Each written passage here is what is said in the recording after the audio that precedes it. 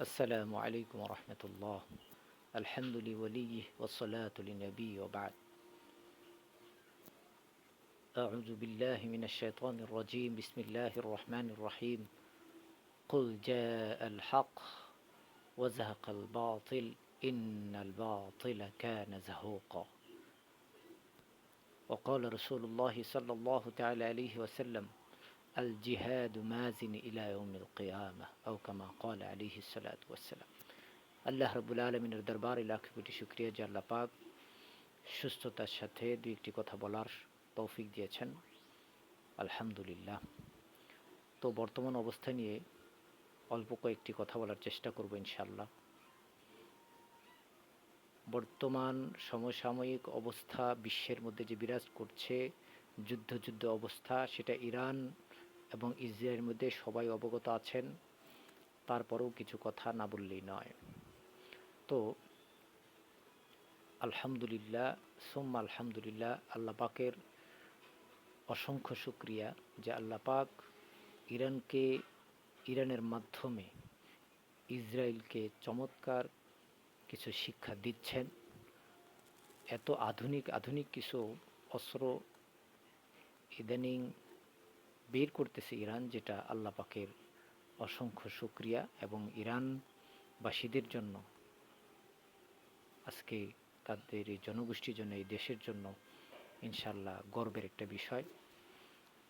তারপরও বলবো, ইসরায়েল হলো একটা বিস্ফোরা, একটা ক্যান্সার মধ্যপ্রাচ্যের জন্য, যাকে দিয়ে আমেরিকা, ইউরোপিয়ান ইউনিয়ন এবং যুক্তরাজ্য এরা সবাই পরোক্ষভাবে সকল নেতৃত্ব, সকল অনিষ্ট, সকল খারাপ কাজের মাধ্যম হিসাবে ব্যবহার করে ইসরায়েলকে। তো তারই ফল হইল আজকে ইসরায়েলে এই ইরানের উপর আক্রমণ করা। ভাইয়ের আমার, বন্ধুর আমার, যে কথা বলতে চাচ্ছিলাম যে আসলে আল্লাহ পাক কোরআনে কারিমে ইরশাদ করেছেন, কুল, হে নবী আপনি বলে দিন, জা আল হক ও জাহাকাল বাতিল, যখন সত্য আসবে, সত্য যখন আসে তো মিথ্যা দূরীভূত হয়। এখানে বিষয় হইল সত্য আসলে কিন্তু মিথ্যা দূরীভূত হবে, হক আসলে বাতিল দূরীভূত হবে। হক যতক্ষণ আসবে না ততক্ষণ পর্যন্ত শক্তি প্রদর্শন করবে, ক্ষতি করে যাবে, বাতিল মাথাচাড়া দিতেই থাকবে। এই জন্য হককে কিন্তু এগিয়ে আসতে হবে ভাইয়ার আমার, বন্ধুরা আমার। আর যখন হক এগিয়ে আসে, হকের যে দলটা থাকে তাদেরকে সর্বাত্মকভাবে তখন সহযোগিতা করতে হবে যেন হক বিজয় হয়। কারণ আল্লাহ পাকের সাহায্য রয়ে গেছে, রহমত রয়ে গেছে একতার উপরে। তো যখন মুসলমান সারা বিশ্ব, সারা মুসলিম রাষ্ট্রগুলো এক হবে, তো আল্লাহ পাকের নুসরত তাদের সাথে যোগ হবে। তখন পৃথিবীর কোনো বাতিল শক্তি আর সাকসেস হওয়ার, সফল হওয়ার কোনো সুযোগ নাই। যাই হোক, যেটা বলছিলাম, আপনারা জানেন জগৎ বিখ্যাত একটা কথা, ইসলাম নামক বৃক্ষটির গোড়ায় পানি নয় রক্ত ঢালতে হবে। ভাইয়ের আমার, বন্ধুর আমার, এই কথাটার মধ্যে অনেক কিছু রয়েছে। আমরা আজকে দুনিয়াতে এসে সব ভুলে গেছি, আমাদের অতীত ইতিহাস ভুলে গেছি। মুসলমানরা তো রক্ত দিতে কখনো ভয় করে না, মুসলমানরা তো রক্তের মধ্যে কল্যাণ দেখে, মুসলমানরা তো জেহাদের মধ্যে, মুসলমানরা তো শহীদের মধ্যে কল্যাণ দেখে। তারা দুনিয়াতেও সবসময় আসে আখেরাতকে অর্জন করার জন্য। দুনিয়া তো মাধ্যম হলো আখেরাত অর্জন করার। ভাইয়ার আমার, বন্ধুর আমার, এই জন্য হককে নিয়ে আমরা সামনে এগিয়ে যাব। ভয় আমাদের যেন না থাকে, আমাদের পেট এবং পিঠের চিন্তা যেন না থাকে। হ্যাঁ, যা আমাদের কি হবে, আমাদের এই হবে সে হবে, আল্লাহ ভরসা, ইনশাল্লাহ কিছুই হবে না। আমাদের সাহাবাই কেরামের মতো, তাবিনের মতো, তাবিনের মতো, এবং আমাদের অতীত যত বুজুর্গানে দিন আছেন, যারা জীবনকে উৎসর্গ করেছেন দিনের জন্য, আল্লাহর জন্য, আমাদেরকে সেই পথগুলো, সেই ইতিহাসগুলা সামনে রেখে এগিয়ে যেতে হবে। ইনশাল্লাহ আমাদের সফলতা আসবেই আসবে।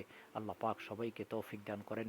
বিশেষ করে সবার কাছে প্রত্যাশা থাকবে, অবশ্যই আমরা ইনশাল্লাহ একটা বিশেষ দোয়া করব ইরানের জন্য, আল্লাহ পাক যেন ইরানকে সর্বোচ্চ পর্যায়ের সফলতা দান করেন, এবং আল্লাহ পাক যেন গাইবি খাজানা থেকে তার সহযোগিতা প্রদর্শন করেন। সাথে সাথে এই দোয়াটাও করব, এই বদদোয়াটাও করব, ইসরায়েলকে যেন আল্লাহ পাক ধ্বংস করে দেন, সমূলে উৎপাটিত করে দেন, এবং তার সহযোগী বাতিল যারা আছেন তাদেরকেও যেন আল্লাহ পাক সমূলে ধ্বংস করে দেন। ওমা তৌফিকি ইল্লা বিল্লাহ। আল্লাহ পাক সকলকে ভালো রাখুন, সুস্থ রাখুন, সকলের কাছে দোয়া চেয়ে আজকের মতো এই কথা এখানেই শেষ করছি। তো লাস্ট কয়েকটা ইনফরমেশন দেবো ইনশাল্লাহ। এটা হলো ইরান আলহামদুলিল্লাহ প্রচুর পরিমাণ আক্রমণ আজ শুক্রবার সকালেও করেছে। এটাতে অনেক ক্ষয়ক্ষতি হয়েছে ইসরায়েলের, এবং ইসরায়েলরা এখন দিশেহারা। তাদের জনগণ পালাচ্ছে, জাহাজে পালাচ্ছে, এক দেশ থেকে আরেক দেশে পায়ে হেঁটে পালাচ্ছে, বিমানে সুযোগ পেলে পালাচ্ছে। মানে ওরা প্রচুর পরিমাণ হতাশ, ওরা কি করবে, এবং হিউজ পরিমাণ তাদের এখানে মারা যাচ্ছে, জাহান্নামে চলে যাচ্ছে, কিন্তু সেটা প্রকাশ করতে দিচ্ছে না। তো তারপরেও অনেক কিছুই প্রকাশ হয়ে যাচ্ছে। আর সাথে সাথে ইসরায়েলও আক্রমণ করতেছে ইরানে, তো ইরানেরও অনেক ক্ষয়ক্ষতি হচ্ছে। ওই তুলনায় যথেষ্ট প্রতিরোধ করতেছে ইরান আলহামদুলিল্লাহ। আশা করা যায় ইনশাআল্লাহ ইরানের মাধ্যমে আল্লাহ পাক ভালো কিছু দেখাবে। তবে আমাদের সারা বিশ্বের করণীয় হলো, সারা বিশ্বের মুসলিমদের করণীয় হলো, মুসলিম রাষ্ট্রপ্রধানদের করণীয় হলো ইরানের পাশে এগিয়ে আসা। ধন্যবাদ সবাইকে। আসসালামু আলাইকুম ওয়া রাহমাতুল্লাহি ওয়া বারাকাতুহু।